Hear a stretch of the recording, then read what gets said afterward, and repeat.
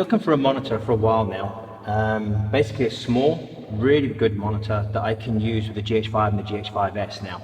I've gone for, I have the camera up there looking straight down, I've gone for the SmallHD Focus, basically because it's only a 5-inch monitor. I don't need anything bigger than that. And it's really well made. You're getting the quality of SmallHD. As a company, they're known for their really good quality monitors. I don't need it to record anything internally because the GH5S and the GH5 record incredibly well. The GH5 is up to 400 megabits per second, so that's amazing. So basically, we're quickly going to go through what's inside the box, and then the second part of this video will be my thoughts after I've had a play around with it for a few days. So basically, I went for the Focus Panasonic bundle. This comes with a load of extras.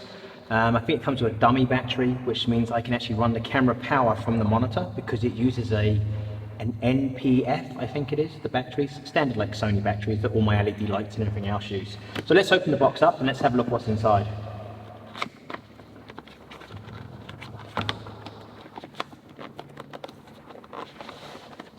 Gosh, that's tight. Right. Okay, this obviously is the accessory box. What have we got in here? Now, this was opened actually at the store. I got this from Photo Gear in Ponsonby? Yeah, Ponsonby. And the guys there were so helpful. Because I was unsure of the HDMI cable, I was going to go for the standard one, but the bundle, sorry, I forgot the name of it, the bundle actually comes with a load of extras, and it was the HDMI cable, which was really important because the Panasonics used a full-size HDMI out, which is quite unusual for a camera.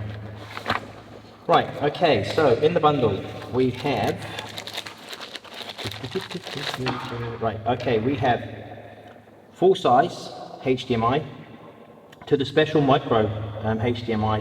Now this is a very special shape to lock into the monitor, so you just can't use any HDMI cable, so that's a downside to the monitor system. We have an HDMI female to HDMI mini, so again I can use a normal HDMI cable. And we have HDMI mini. So again, I could use it probably with a GoPro. Yeah, GoPro uses that. And then you've got your USB cable. I guess this is for firmware updates. What else we got? We have the dummy. Now this is the dummy battery. So this basically will go into the camera, remove the battery from the camera, from the GH5 or GH5S, or even the G9, because they all use the same battery. So this will go into the camera, and then this cable will attach to the monitor.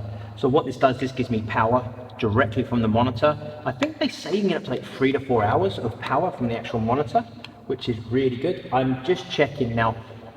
One problem I have found with my Sennheiser AVX, they don't have auto turn off. I accidentally left the receiver on the that attaches to the camera. I actually accidentally left it on. So basically I had no power. So I'm actually running that off of a power bank at the moment, so I'm just checking that it's okay, and I've got the green light, so I'm recording audio. We have a power cable, which is, for some strange reason, not the Kiwi plug, so I have to buy an adapter for that. These are little tiny cable holders, I guess, really. I know these go on the back of the monitor, so they keep all the cables nice and neat, because one thing I did notice, this is a really long cable. For an on-camera monitor, this is incredibly long, but I guess it's better to have the cable too long than too short, so yeah, we'll work something out with that. We have a battery charger. This is designed to charge the batteries. This will charge my bigger batteries that I use in LEDs. Don't know, but I won't try it. Not something I really need. Because the actual, I'll go back to this here is the bracket that holds the SmallHD Focus. Now this sits on top of your hot shoe, and your monitor attaches to this, so you can swivel it around and do selfie mode, or you can record a vlog and you have the hand like out here and you can actually see yourself on the bigger screen. The downside to that is you actually lose your hot shoe. So this gives you a cold shoe, so there's no electric terminals going through this, so you can't use it for any flash or anything else. But what it will do, this will attach here. So I'm going to use the camera hopefully up there, so I'll have a look. There you go. So this will attach there, screw on, and then this will actually let you put your microphone on the side, which is very handy because you lose your hot shoes using that system. And here's the battery.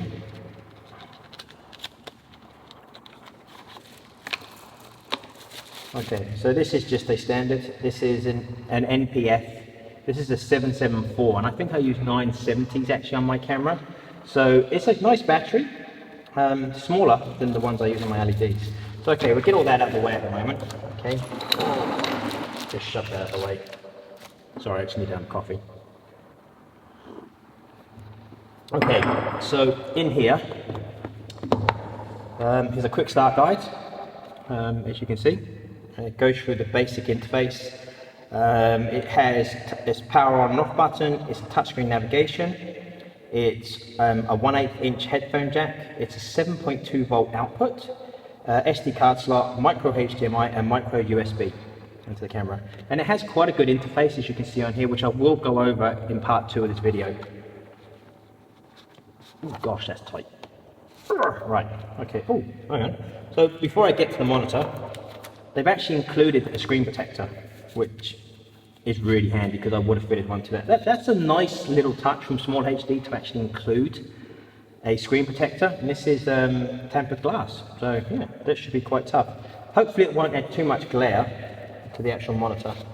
So this is the monitor here, SmallHD. So it has a couple of threads either side, so you can attach accessories or you can use a small ball head if you want, but I will be using the Focus, the SmallHD Focus bracket, I guess you would call that.